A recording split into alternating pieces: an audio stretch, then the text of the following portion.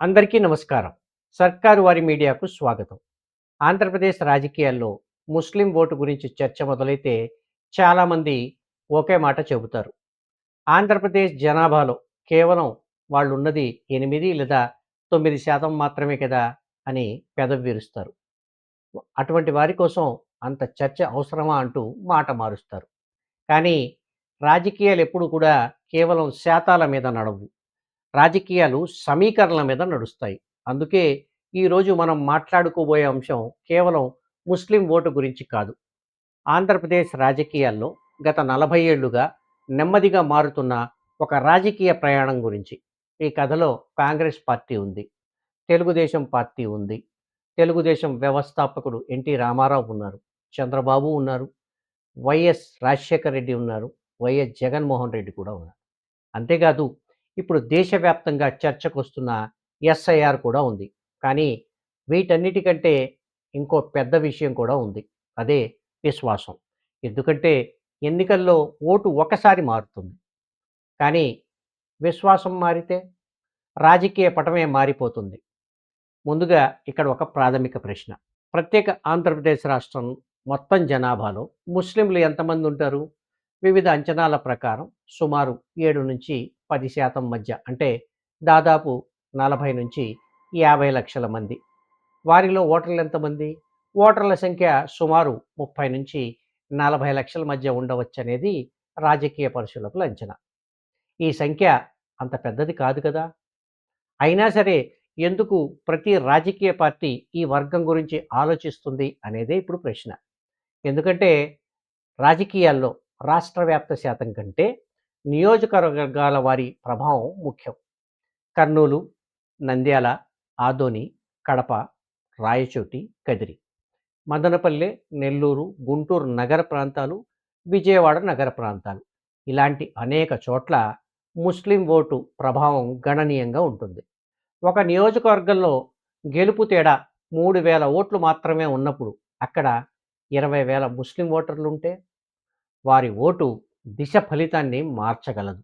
అందుకే ముస్లిం ఓటు గురించి చర్చ జరుగుతుంది. ఇప్పుడు చరిత్రలోకి వెళదాం. 1983కు ముందు సంయుక్త ఆంధ్రప్రదేశ్ రాజకీయాల్లో కాంగ్రెస్ ఒక అప్రతిహత శక్తి. స్వాతంత్ర్యం తర్వాత దాదాపు ప్రతి సామాజిక వర్గంలో కూడా కాంగ్రెస్కు స్థానం ఉంది. ముస్లిం ఓటు కూడా ప్రధానంగా కాంగ్రెస్ పార్టీ వైపే ఉండేది. అప్పుడు రాజకీయ సమీకరణం చాలా సరళంగా ఉండేది. ఒకవైపు కాంగ్రెస్ పార్టీ, మిగతా పార్టీలు మరోవైపు. కానీ 1983లో ఒక వ్యక్తి ఆ సమీకరణాన్ని మార్చేశారు. ఆయన పేరే నందమూరి తారక రామారావు. తెలుగు ఆత్మగౌరవం అనే నినాదంతో ఆయన కేవలం ఒక పార్టీని స్థాపించలేదు. ఒక రాజకీయ ఉద్యమాన్ని ప్రారంభించారు. ఆంధ్రప్రదేశ్ రాజకీయ చరిత్రను, అంటే ఆంధ్రప్రదేశ్ రాజకీయాల చరిత్రను 2 భాగాలుగా విభజిస్తే ఎన్టీఆర్‌కు ముందు, ఎన్టీఆర్ తర్వాత అని చెప్పొచ్చు. అయితే ఎన్టీ రామారావు విజయంతోనే ముస్లిం ఓటు పూర్తిగా తెలుగుదేశం పార్టీ వైపు మళ్ళిందా అంటే లేదు, అలా జరగలేదు.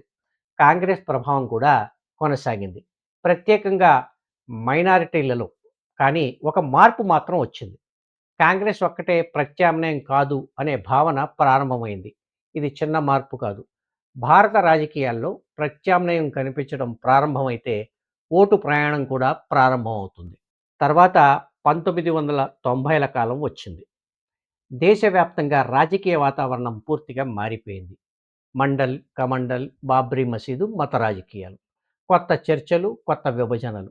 దేశంలోని అనేక రాష్ట్రాల్లో ముస్లిం ఓటు ఒక రక్షణాత్మక రాజకీయ ధోరణి వైపు కదిలింది. అంటే ఎవరు మనకు వ్యతిరేకంగా లేరు, ఎవరు మనకు ప్రాతినిధ్యం ఇస్తారు అనే ప్రశ్నలు ముస్లిం సమాజంలో కీలకంగా మారాయి. ఆంధ్రప్రదేశ్లో కూడా ఈ ప్రభావం కనిపించింది. కానీ ఉత్తరప్రదేశ్, బీహార్, గుజరాత్‌లో కనిపించినంత తీవ్రంగా కాదు. దానికి ఇక్కడ ఒక ప్రధాన కారణం ఉంది. ఆంధ్రప్రదేశ్ రాజకీయాలు చాలా కాలం వరకు కూడా కుల, ప్రాంత, అభివృద్ధి, సంక్షేమ అంశాల చుట్టే తిరిగాయి. మత రాజకీయాలు ప్రధాన అజెండాగా సంయుక్త ఆంధ్రప్రదేశ్‌లో మారలేదు. ఇక్కడే చంద్రబాబు నాయుడు రాజకీయ ప్రస్థానం ప్రాముఖ్యత సంతరించుకుంటుంది. చంద్రబాబును విమర్శించేవారు చాలామంది ఉన్నారు. ఆయనను సమర్థించేవారు కూడా చాలామంది ఉన్నారు.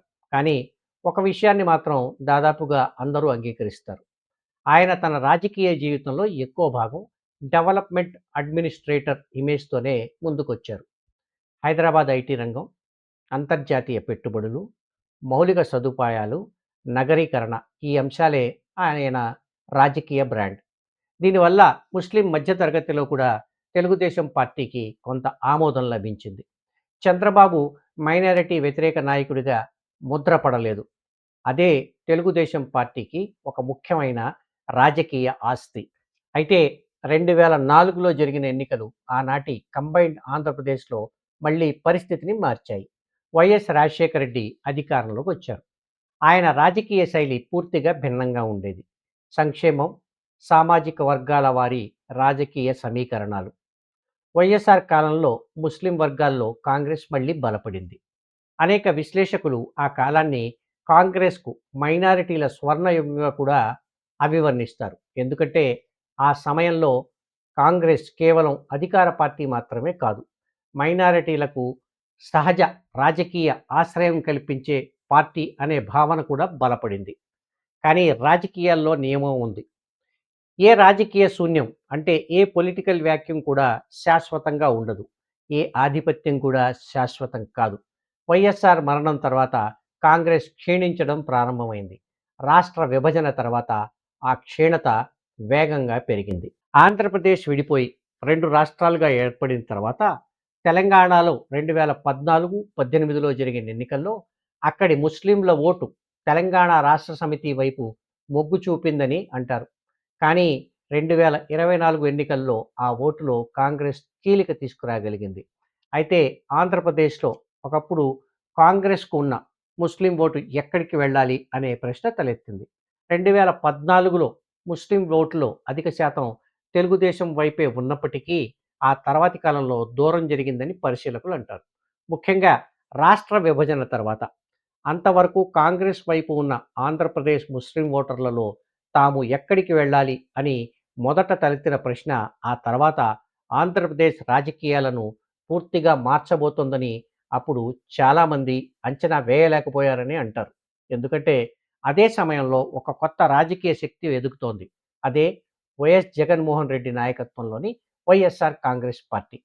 ప్రత్యేక ఆంధ్రప్రదేశ్‌కు 2014లో జరిగిన తొలి ఎన్నికల్లో ఆ పార్టీ ప్రధాన ప్రతిపక్షంగా నిలిచింది. 2014 నుంచి 2019 మధ్య జరిగిన రాజకీయ పరిణామాలు మైనారిటీ ఓటు భవిష్యత్తును కూడా ప్రభావితం చేశాయి. అయితే అసలు మలుపు 2019లో వచ్చింది. 2019 ఎన్నికలు కేవలం అధికార మార్పు కాదు. ఒక కొత్త రాజకీయ సమీకరణానికి ప్రారంభం. అయితే అదే సమీకరణం గురించి ఇప్పుడు 2024 తర్వాత మళ్ళీ ప్రశ్నలు తలెత్తుతున్నాయి. 2019లో జగన్ నిజంగా ఏమి సాధించాడు?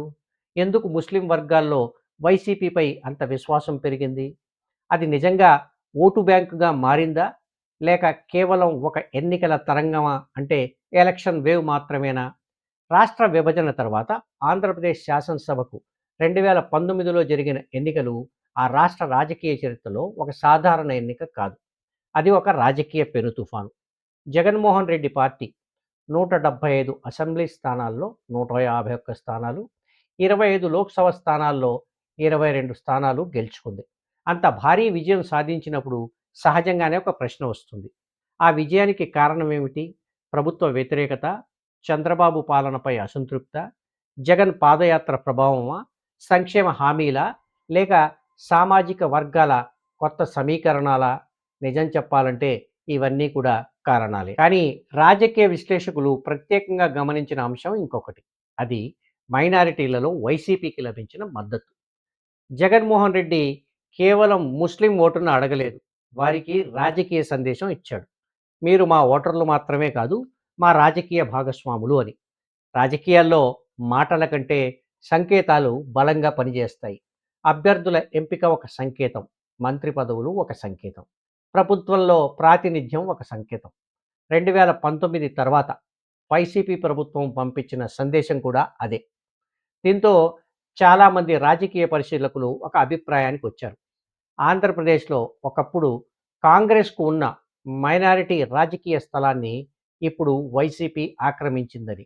ఇది చిన్న విషయం కాదు. ఎందుకంటే భారత రాజకీయాల్లో మైనారిటీ ఓటు సాధారణంగా 2 అంశాలను చూస్తుంది. ఒకటి భద్రతా భావన, రెండవది రాజకీయ ప్రాతినిధ్యం. ఈ 2 అంశాల్లోనూ వైసీపీకి అప్పట్లో స్పష్టమైన ఆధిక్యం కనిపించింది. అయితే ఇక్కడ ఒక ఆసక్తికరమైన ప్రశ్న ఉంది. 2019లో ఏర్పడిన ఈ రాజకీయ సమీకరణం శాశ్వతమా? లేక ఒక ఎన్నికకు మాత్రమే పరిమితమైందా? రాజకీయాల్లో చాలా పార్టీలు ఇక్కడే పొరబడతాయి. ఒకసారి భారీ మద్దతొస్తే అది ఎప్పటికీ అలాగే ఉంటుందని భావిస్తాయి. కానీ భారత రాజకీయ చరిత్ర మరో కథ చెబుతోంది. ఒకప్పుడు కాంగ్రెస్ అజేయంగా కనిపించింది. తర్వాత అది క్షీణించింది. ఒకప్పుడు బీహార్‌లో ఆర్‌జేడీ అప్రతిహతంగా కనిపించింది. తర్వాత పరిస్థితి మారింది. ఉత్తరప్రదేశ్‌లో సమాజ్‌వాదీ పార్టీ కూడా ఇలాంటి అనుభవాలను ఎదుర్కొంది. అంటే ఓటు బ్యాంక్ అనే పదం ఉన్నా, శాశ్వత ఓటు బ్యాంక్ అనే పదం రాజకీయంగా చాలా ప్రమాదకరం. ఇదే సందర్భంలో 2024 ఎన్నికలను చూడాలి. 2024లో ఆంధ్రప్రదేశ్ ప్రజలు మరోసారి చరిత్ర సృష్టించారు. ఈసారి వైసీపీకి అనుకూలంగా కాదు, ఎన్డీఏ కూటమికి అనుకూలంగా. తెలుగుదేశం పార్టీ, జనసేన, బీజేపీ కలిసి అంచనాలకు మించిన విజయాన్ని సాధించాయి. ఇప్పుడు ఒక ప్రశ్న మళ్ళీ ముందుకొచ్చింది. 2019లో కనిపించిన ముస్లిం రాజకీయ సమీకరణం 2024లో కూడా అలాగే కొనసాగిందా? ఈ ప్రశ్నకు ఖచ్చితమైన సమాధానం చెప్పడం అసాధ్యం. ఎందుకంటే ఎన్నికల సంఘం మతాల వారీగా ఓటింగ్ డేటా విడుదల చేయదు. కానీ రాజకీయ విశ్లేషణలో ఒక పద్ధతి ఉంటుంది. మనకు ప్రత్యక్ష డేటా లేకపోయినా ఫలితాలను చూస్తాం, ప్రాంతాలను చూస్తాం, సామాజిక వాతావరణాన్ని చూస్తాం. అక్కడి నుంచి కొన్ని ప్రశ్నలను లేవనెత్తుతాం. అందులో మొదటి ప్రశ్న ఇదే. ఒకవేళ ముస్లిం ఓటు 2019 స్థాయిలో దాదాపుగా పూర్తిగా వైసీపీతోనే ఉంటే కొన్ని ప్రాంతాల్లో కనిపించిన భారీ మార్పులను ఎలా అర్థం చేసుకోవాలి? రెండో ప్రశ్న, ముస్లిం ఓటులో కొంత విభజన జరిగిందా? మూడో ప్రశ్న, తెలుగుదేశం పార్టీ మళ్ళీ కొంత విశ్వాసాన్ని సంపాదించగలిగిందా? నాలుగో ప్రశ్న, భారతీయ జనతా పార్టీతో పొత్తు ఉన్నప్పటికీ చంద్రబాబు వ్యక్తిగత ఇమేజ్ కొంత ప్రభావం చూపిందా? ఈ ప్రశ్నలకు ఇంకా స్పష్టమైన సమాధానాలు లేవు. కానీ రాజకీయంగా ఇప్పుడు అవి చర్చనీయాంశాలు. ఇక్కడే వైసీపీకి ఒక హెచ్చరిక కనిపిస్తుంది. 2019లో వచ్చిన మద్దతు గొప్పది. కానీ 2029లో కూడా అదే రూపంలో వస్తుందని ఎవరు హామీ ఇవ్వలేరు. ఎందుకంటే ఓటర్లు మారతారు, అవసరాలు మారతాయి, ప్రాధాన్యతలు మారతాయి. రాజకీయ సంబంధాలు కూడా మారతాయి.